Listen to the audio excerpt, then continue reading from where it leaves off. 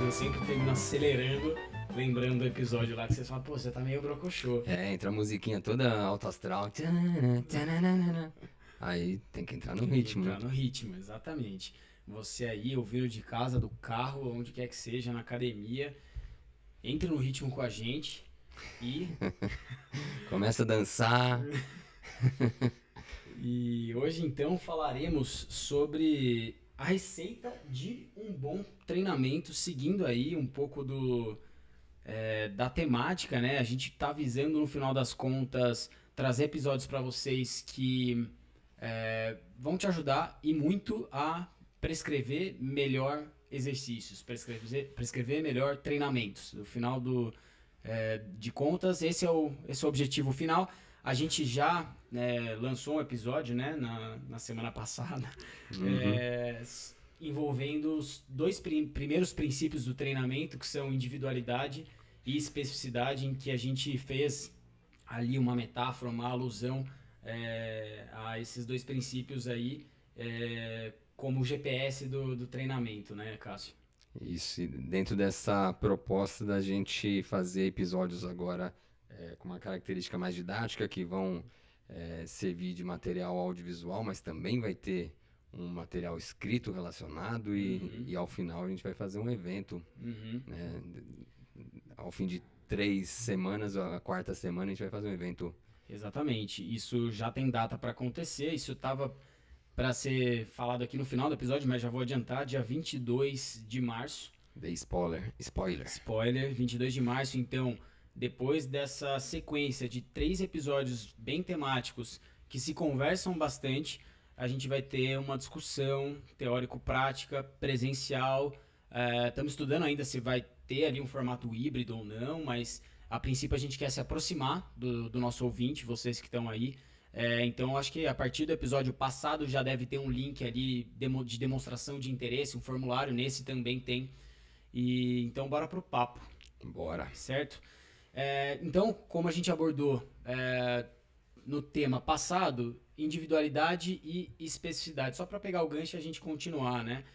Individualidade, então, dizia respeito a onde, né, em que situação aquele indivíduo está naquele momento, quem é esse indivíduo, então do ponto de vista de capacidades, né, qual o seu gesto motor, por exemplo, né, atual para uma determinada tarefa, qual o seu nível de força para uma determinada tarefa e nível de força geral, enfim.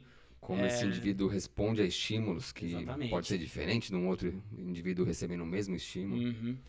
E aí, né, a especificidade é onde queremos chegar com esse indivíduo, né? Qual a tarefa a ser abordada do ponto de vista ali funcional, que a gente quer, por exemplo, otimizar um padrão de movimento que está gerando sobrecarga, pode estar gerando lesão, ou até aspectos mais amplos de onde queremos chegar do ponto de vista da performance também, né? Então, esses dois conceitos a gente abordou no episódio passado. Basicamente, a gente fica bom naquilo que a gente treina, né? Então, você tem que ter uma clareza de onde você quer chegar, qual é a capacidade ou habilidade que você vai treinar, que você quer aprimorar, e aí treine essa capacidade, essa habilidade. Perfeito. E hoje estamos aqui para falar sobre quais são os ingredientes de um bom treinamento. Então, no fim das contas, o treinamento é aquilo que é o caminho, né? É aquilo que vai levar você do seu status atual para o seu status futuro, para um local futuro, né? Uma nova capacidade, um novo movimento, um movimento aprimorado. Então, o caminho para isso é o treinamento, e a gente vai discutir hoje exatamente quais os ingredientes da receita desse bom treinamento. E lembrando que aqui a gente está falando de treinamento como aprimoramento de uma capacidade, de uma habilidade, de uma função, não necessariamente um treinamento esportivo visando alta performance. Mas sempre visando performance, no fim das contas. Né? Você quer melhorar algo, né, aprimorar algo que, né, vai melhorar sua performance, mas a gente pode estar falando de, né, eu acho que é exatamente o mesmo exemplo que eu dei no episódio passado. Pode ser um idoso caidor que a gente quer melhorar o equilíbrio dele para que ele não caia. Pode ser um indivíduo com demência que você quer melhorar a capacidade de executar marcha com dupla tarefa. Então, não necessariamente a gente está falando de nadar mais rápido, pedalar mais rápido, correr mais rápido, chutar mais forte, né? Esse tipo de coisa que quando a gente fala em treinamento, a mente vai muito fácil para o esporte, né? Perfeito. Então, no fim das contas, a gente vê aí a grande amplitude de públicos que a gente pode alcançar com esses temas. Então, sejam vocês físios, vocês treinadores, profissionais de educação física, quem está envolvido com o movimento, professores de dança, enfim, são inúmeros os exemplos aqui das pessoas que podem se beneficiar. E dentro da físio, é isso também, né? A gente falou em treinamento, a mente já vai para fisioterapia do esporte, ortopedia, mas a gente já tem 3 ou 4 episódios com a Débora, por exemplo, que é da UTI, e a gente está falando também de um treinamento na UTI, de como essa pessoa que está num tratamento intensivo pode ganhar independência no leito, pode levantar, pode andar. Então, treinamento de forma bem ampla aqui que a gente está falando. E é interessante você tocar nesse ponto, porque mesmo o fisioterapeuta esportivo ortopédico, na média, assim, às vezes desconsidera ou ignora alguns princípios do treinamento, né? Então, os que já citamos, né, no episódio passado, e muitas vezes essa coisa de ficar realmente atrelando a sua prática muito à queixa, a resolução da queixa, quando que o raciocínio deve estar envolto num treinamento, num processo de aprendizado motor, que vai justamente mitigar, minimizar os riscos de sobrecarga, né? No fim das contas, o tratamento efetivo ele vai envolver treinamento, né? Enfim, certo? Tem coisas... não é nosso público, tenho certeza que o nosso público não faz isso, mas tem umas coisas assim de... Pega um jogador de rugby fortão, aí tem lá um encaminhamento pedindo fortalecimento, aí põe uma caneleira de 1 quilo na perna do cara e faz um SLR. Exatamente. Exatamente. Tá Isso é exatamente ignorar os princípios do treinamento que a gente vai abordar aqui. Um deles é o de sobrecarga, enfim. Então tá aí só um exemplo. Isso é um exemplo clássico, né? Que é você menosprezar a capacidade do indivíduo, né?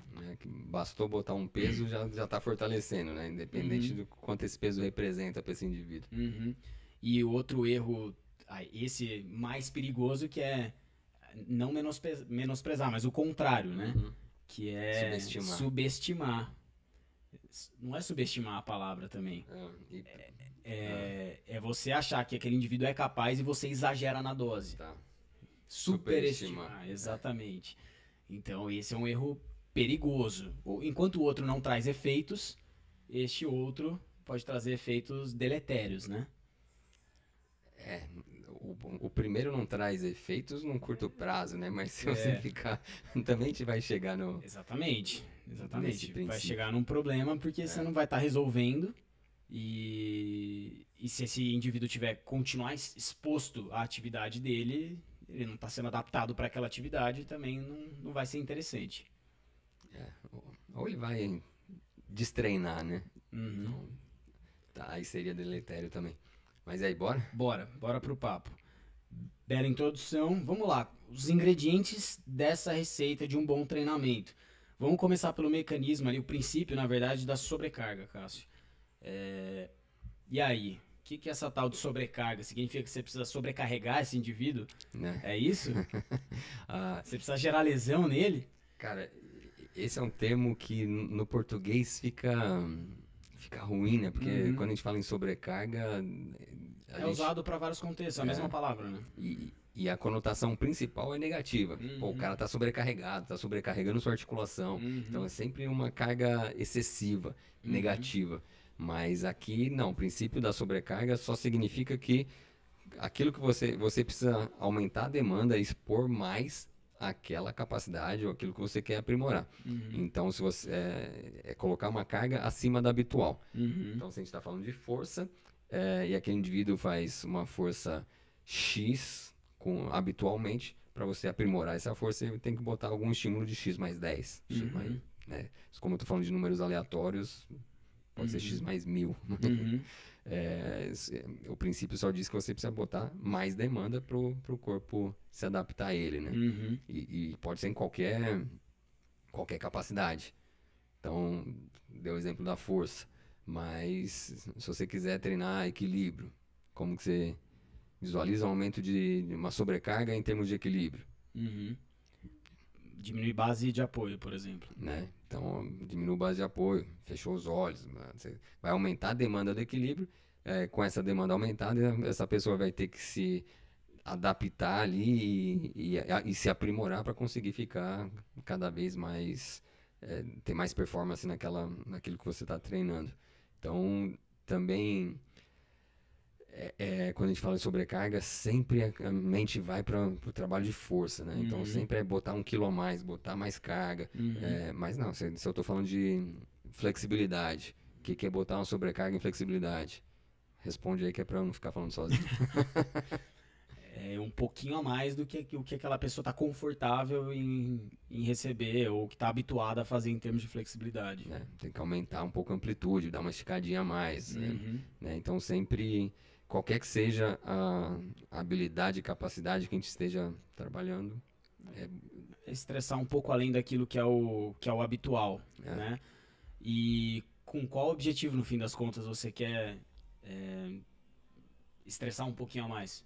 No fim das contas, para ter ganhos, né? Exato. E aí esses ganhos acho que vale a pena a gente olhar aqui. Vou pedir para Cris passar na imagem. É claro que o exemplo aqui sempre cai sempre no exemplo clássico da força, da hipertrofia, né? Sabe que eu tô interessado em estudar um pouco de nutrição agora, né? Uhum.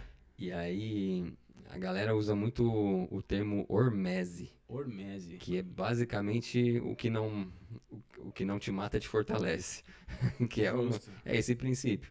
Então você dá um estressor para o corpo se adaptar a esse estressor e se fortalecer. Uhum.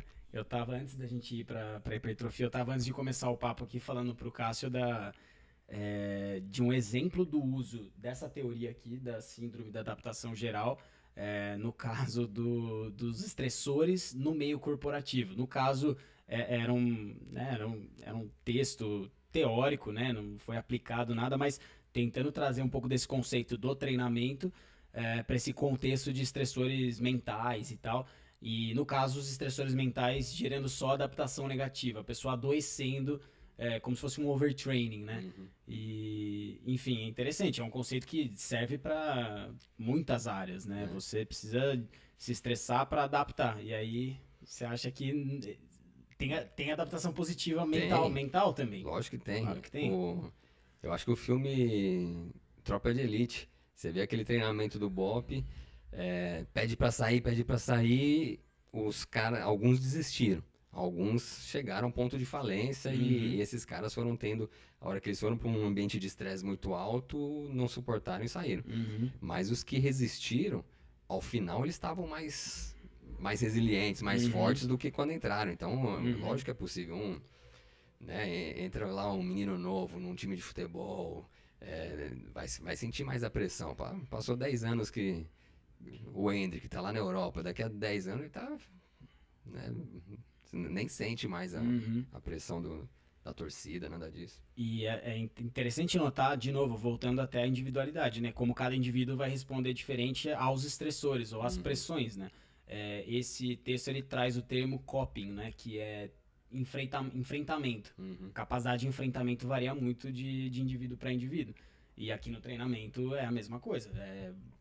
Indivíduos, dependendo, claro, de repertório, de história prévia, tudo isso faz diferença no aparato locomotor como um todo e nas respostas aos estímulos. Mas você vai ter aquele indivíduo que, com um estímulo mais baixo, tem uma resposta de exaustão inflamatória maior do que outro que já com um histórico diferente. Né? Isso é interessante notar. E aí vai entrar também no nosso papo agora desse princípio de treinamento, que é o que é sobrecarga para cada indivíduo, né? Então, vou fazer um agachamento com 50 quilos nas costas. E o Rafa vai fazer com o mesmo agachamento com o mesmo 50 quilos nas costas. 50 quilos é um valor absoluto, mas para cada um tá representando a mesma coisa. Então, que a galera do BOP lá receberam o mesmo estresse, que sei lá, tem que marchar na água fria, depois tem que comer comida estragada, e todo mundo tá recebendo a mesma carga, mas De repente, para alguém aquilo saturou e foi excesso, né, de sobrecarga. E para o outro foi uma carga que tornou ele mais forte. Uhum. Então, o princípio da sobrecarga não é um princípio absoluto, ele vai ser um princípio. A, a, o princípio, a ideia, a lógica é absoluta, serve para todo mundo. Mas a quantidade de sobrecarga em si é individual. Total. E só pra deixar claro aqui, 50 quilos, o Cássio fica pra trás. A minha perna vai bambear, certeza. Bom, falando então sobre essa imagem que eu pedi pra Cris deixar aqui, porque eu acho que ela é muito didática, né? Clássica pra quem estuda treinamento. Basicamente, a gente está vendo aqui, então a gente citou capacidades, né, de força, hipertrofia, mas é possível a gente pensá-la para vários outros aspectos. Um primeiro momento de nível de condicionamento inicial, um certo estímulo inicial, que esse estímulo, num curtíssimo prazo, ele é degradante, né? Ele vai diminuir sua capacidade física no primeiro momento. Vai gerar fadiga. Exatamente. Fadiga também em termo amplo, né? Não é só uma fadiga da capacidade contrátil do músculo. É uma fadiga para aquela estrutura. Se você fizer um alongamento agora, daqui a pouco, né, mais severo, daqui a pouco seu músculo tá lá meio rigidão, porque... É uma fadiga a nível muscular, metabólico, neuromotor também, Sim. né? Fadiga, né? Em relação à eficiência dos disparos, por exemplo, Hormonal, neuronais, exato. hormonal, exatamente. E aí, beleza, esse estímulo vai gerar essa exaustão, essa fadiga. A magnitude dessa exaustão, dessa fadiga, depende, então, de quem é esse indivíduo. A sua resposta à carga, a sua resposta a esses estímulos, a gente já citou isso. Para alguns indivíduos, a resposta pode ser muito ampliada, dependendo do seu histórico. Mas beleza, passado dessa fase de exaustão, a tendência é haver um período de recuperação que é chamado de compensação, até o momento em que essa compensação alcança então o nível de condicionamento inicial. O corpo, muito inteligentemente, já acho que estava prevendo. É interessante recuperar para além desse nível de condicionamento. Vamos fazer uma reservinha a mais, né? E aí há então um mecanismo de supercompensação quando você tem uma melhora do condicionamento, certo, Cássio? Correto. Então, é isso. Sempre que você vai dar um estímulo de treinamento, dependendo da intensidade, da duração, da frequência desse estímulo e da condição inicial do indivíduo, ele vai ter uma exaustão, uma fadiga. Então, se você for testar essa capacidade pós-treino, vai estar pior. Né? Se a gente estiver falando de força, foi lá, fez um treino de força. Ao fim do treino, você está fadigado, você não vai levantar o mesmo peso que você levantava no início. Aí depois na fase de recuperação, vai envolver sono, alimentação, né? Tudo que vai favorecer essa pessoa a se recuperar. E depois o corpo dá aquela melhoradinha. Uma melhoradinha que você... Aí é um ponto ótimo, seria para entrar com um novo estímulo, né? E aí aquela coisa que você treinou, fez um treino de força no domingo, na segunda você tá meio estragado, você fala, nossa...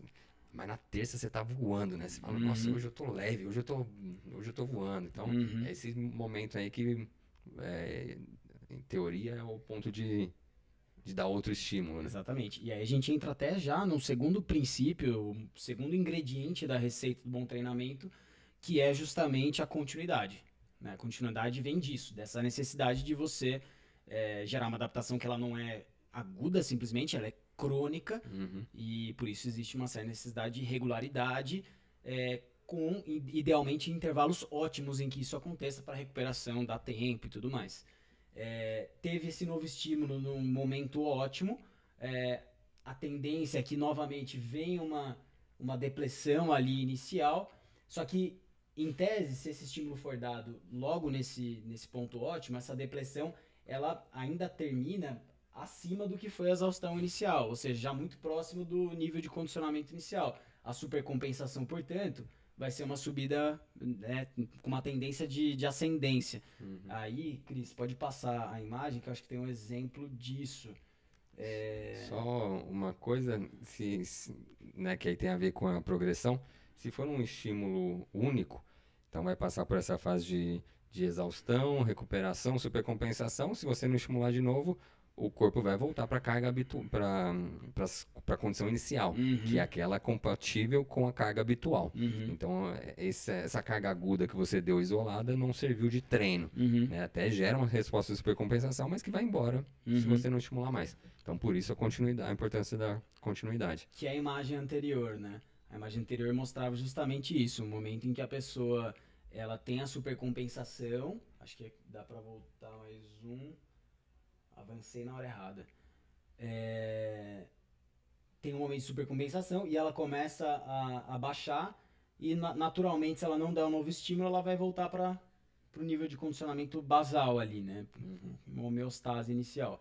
E aí, então, indo para o exemplo de fato um ganho de condicionamento, um ganho de performance, a gente vê que os estímulos são dados no ponto ótimo de recuperação, ou no auge do ponto ali da supercompensação, na primeira supercompensação,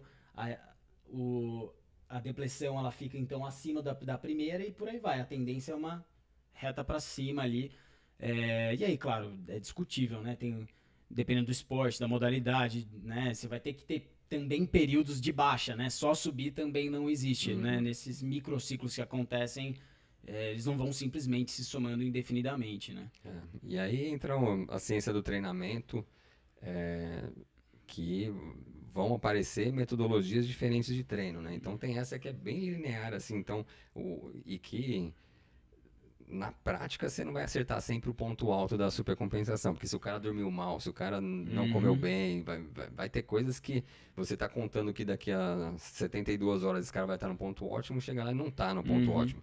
Então, isso é um princípio que te norteia, mas não é absoluto que isso vai acontecer. E é interessante analisar as respostas, né? Sim. Eu tô atendendo uma paciente de reabilitação de cruzado. Cruzado e menisco, foi meio complicada a reabilitação dela, especialmente porque foi abordado, na verdade, esse, né, ligamento cruzado, menisco e colateral medial, tudo junto. Teve artrofibrose, teve que ir para a sala de cirurgia fazer manipulação sob anestesia. Demorou para se ganhar amplitude, aí ganhar um mínimo de amplitude funcional para conseguir ativar a musculatura demorou. Então, a gente tá chegando num ponto com ela em que a gente tá conseguindo efetivamente fazer um treino de força muito bom. Só que aí, recentemente, e aí é os dados que você coleta do indivíduo. Fez 1, 2, 3, 4 semanas de progressão de carga. Na quarta, você via que, aliás, o que seria a quinta, a gente falou, cara, não, vamos tirar porque não tá respondendo. Na primeira série de um exercício de agachamento com uma carga mais baixa do que começou o treino anterior e não tá respondendo, opa, troca o plano, semana regenerativa. Né? Então, analisar essas respostas é bem, bem importante. E aí, então, vai ter estratégia de treinamento que vai trabalhar mais ou menos dessa forma. Então, ao invés de deixar... fez um estímulo, não vai deixar supercompensar para dar o outro. Já dá um próximo estímulo antes de supercompensar. Aí você pensa, pô, mas aí não era o ponto ótimo. O que na verdade você vai fazer é dando uma série de estímulos que vai exaurindo cada vez mais. Aí depois você dá um tempo de supercompensação maior, e aí como se você tivesse acumulado estímulos para acumular supercompensações também. Interessante. Que é mais ou menos o treino do endurance que o pessoal faz de 4 semanas, por exemplo. 3 semanas de aumento de intensidade e 1 semana de regeneração. Aí na 5ª semana você tá melhor do que na primeira, mas na 3ª, na 4ª semana você não tá melhor do que na primeira. Interessante, interessante. Acho que pode passar a imagem de novo, Cris.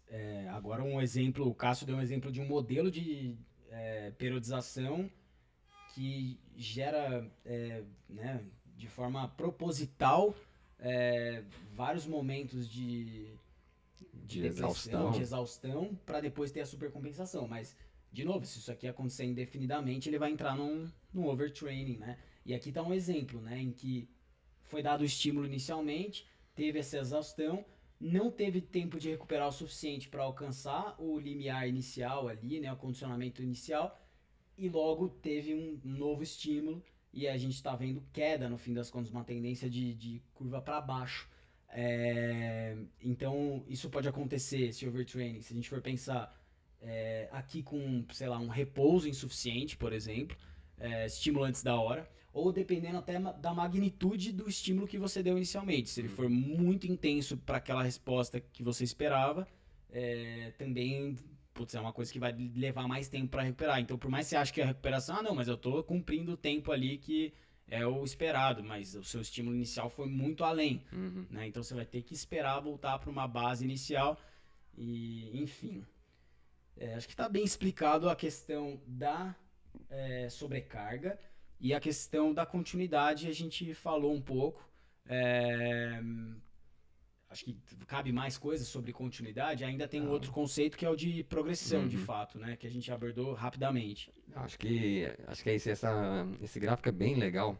Para quem está só ouvindo, basicamente, acho que deu para entender, mas é um gráfico meio senoidal, assim, que primeiro desce, depois sobe, depois volta para o normal se não fizer mais nada. Se você for estimulando na hora certa, ele desce, sobe, desce, não desce tanto, sobe mais e vai indo para cima. Enfim. Mas aqui já dá para ver pontos em que a gente pode interferir, né? Então, para ter um efeito de treinamento, a gente está falando do princípio de sobrecarga, que significa que precisa dar uma carga maior do que a habitual. E precisa ser constante, precisa ter recorrência. Mas aí você vai ter que manipular algumas variáveis. O tempo do novo estímulo, só que esse tempo do novo estímulo também não é absoluto, é o que o Rafa acabou de falar. Se você der um estímulo mais intenso, você vai ter que esperar mais a recuperação. Se você der um estímulo mais leve, essa recuperação vai ser rápida. E para cada tipo de tecido, isso vale muito para Sim. reabilitação, para físio. Você vai ter um tempo de recuperação que varia, né? Exato. E aí, estratégias que a gente pode ter uma fase de recuperação dessa fadiga.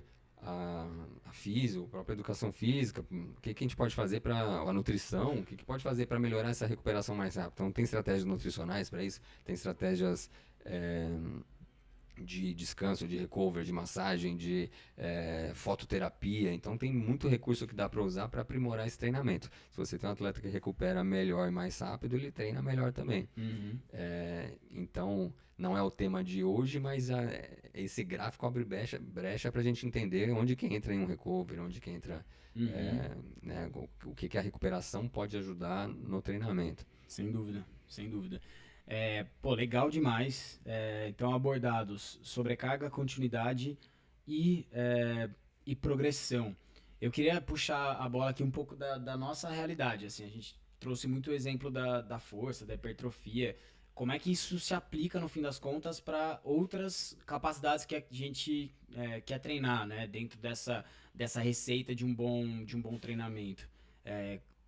Enfim, no fim das contas, a gente trabalha muito com reeducação de movimento, em que a gente identifica inicialmente falhas ali que podem estar gerando sobrecargas, podem estar gerando lesões, e a gente quer mitigar, minimizar essas falhas. A gente identifica muitas vezes que essas falhas vêm seja falhas de ativação, falhas de sinergia muscular, e a gente quer construir muitas vezes um novo padrão de movimento, considerando essa falha raiz, vamos colocar assim.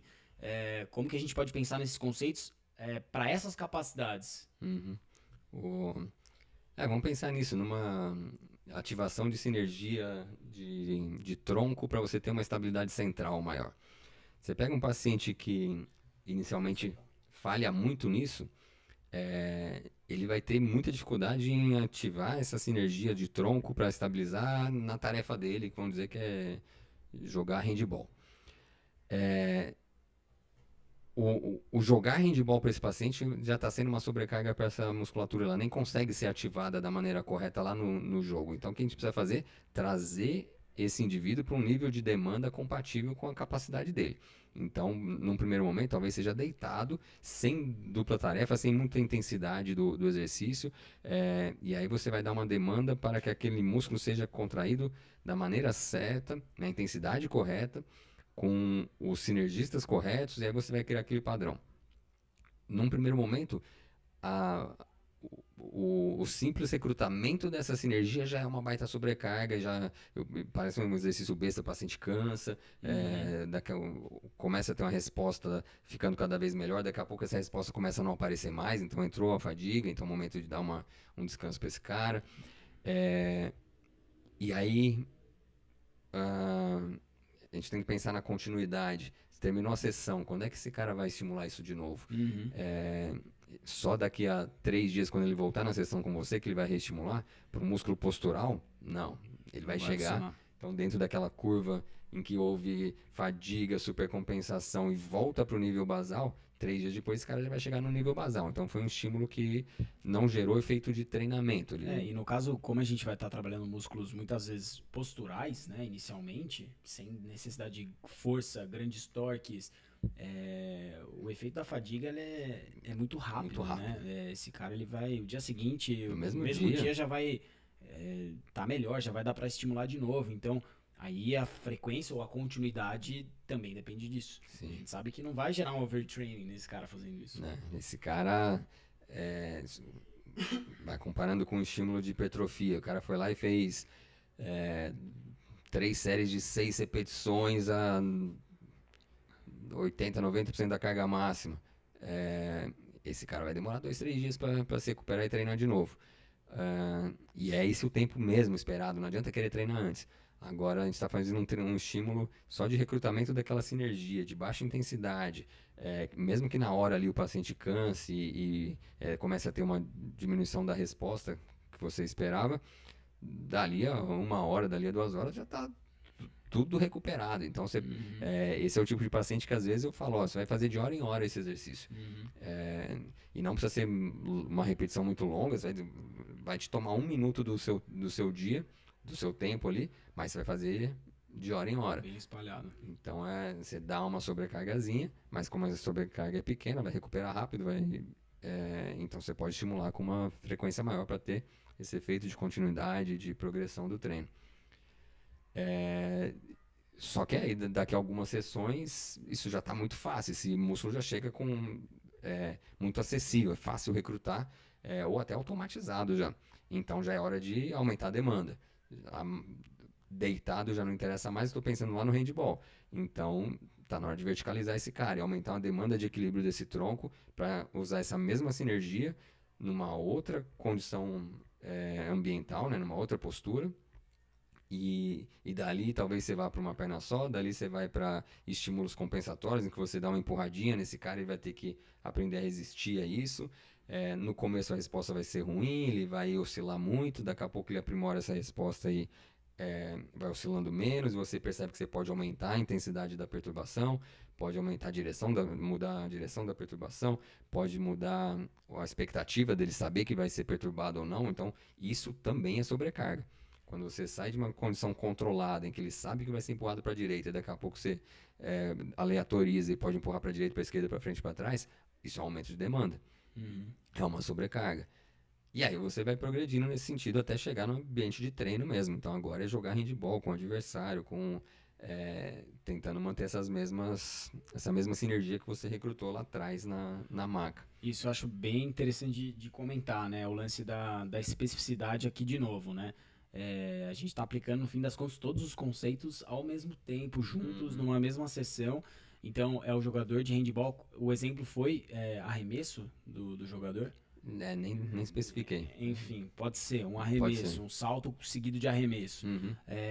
E você quer recrutar essa sinergia melhor, porque você identificou que num salto com arremesso, ele tem uma falha ali de estabilização de tronco, e, portanto, isso facilita, sei lá, uma aceleração muito proximal do membro superior para lançar a bola à frente, com potência. E tem uma queixa de ombro, por exemplo. Então, esse é o problema final ali. A gente quer melhorar essa sinergia, esse recrutamento ao final. Esse recrutamento, essa sinergia, vem desde a base ali, você já vai construindo isso. E o conceito da progressão vem justamente no aumento da demanda postural, né? Inicialmente ali mais tranquilo, evoluindo, colocando cada vez mais contexto, porque é uma progressão do ponto de vista de mais necessidade de estabilidade, conforme aumenta essa demanda postural, e é uma progressão do ponto de vista atencional também, né? Isso pode acontecer. É uma progressão, você vai aumentando a demanda em direção à tarefa. Isso é importante no sentido da especificidade. Eu não quero que esse cara seja tem uma estabilidade de tronco para levantar, fazer um LPO, um levantamento olímpico com 100 quilos. Não é para isso que esse cara tá sendo treinado. Ele está sendo treinado para saltar e arremessar uma bola. Então é outra ativação muscular, outra demanda. Então se você num determinado momento saiu da maca, saiu da baixa demanda, e daqui a pouco você começa a simplesmente aumentar a demanda, às vezes você está treinando esse cara para uma coisa que ele não vai ser o que ele vai precisar na hora. Progredir em demanda sendo específico. Sendo específico. Perfeito. Tem que estar sempre olhando o alvo, onde você quer chegar, qual que é a tarefa que você está mirando, né? Essa discussão sobre a especificidade no treino de musculação é uma discussão também, né? Uhum. Então, aquela coisa de você tentar simular o que seria um gesto esportivo e acrescentar sobrecarga em cima desse gesto. Então, é um nadador em que, putz, você vai posicionar ele deitado no banco, fazendo uma baita força de remada, por exemplo.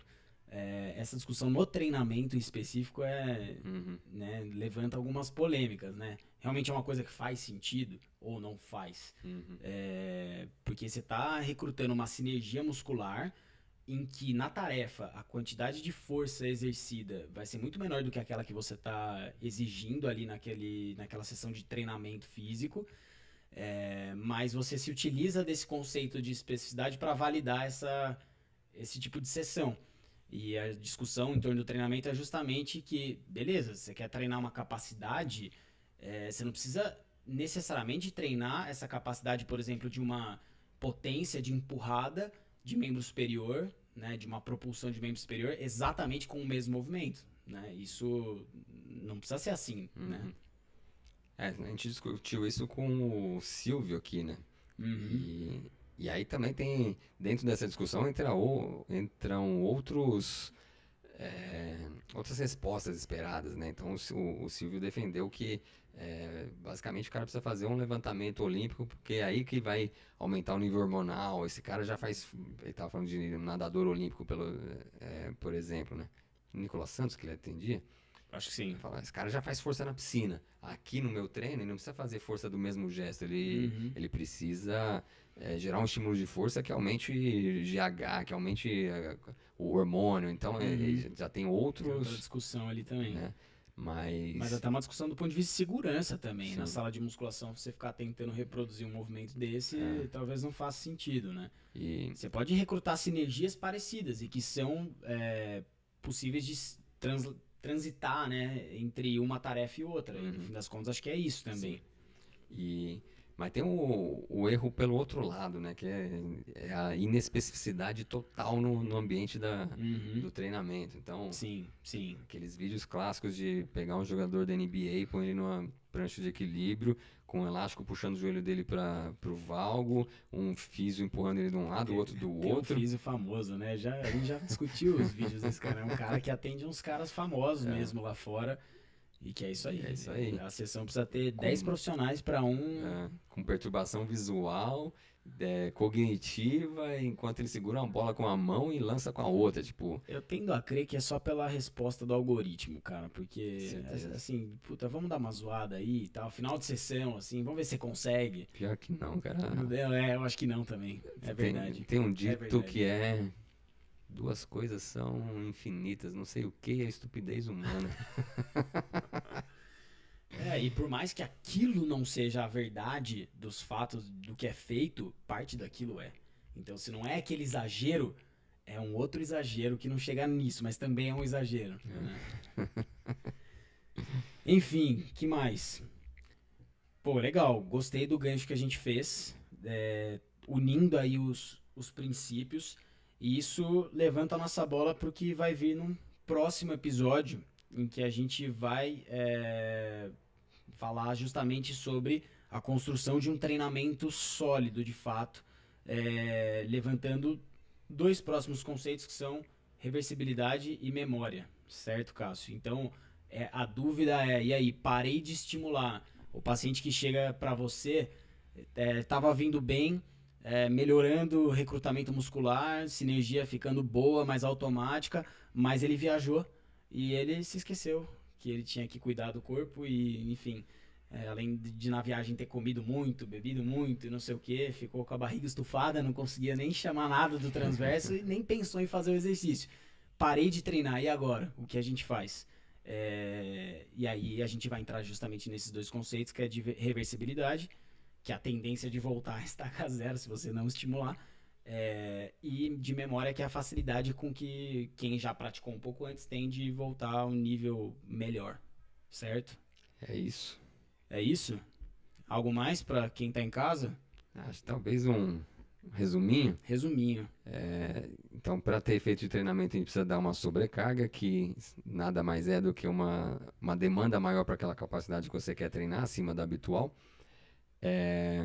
Então, esse termo sobrecarga não quer dizer algo excessivo que ultrapassa o limite do paciente, não é só algo além do habitual.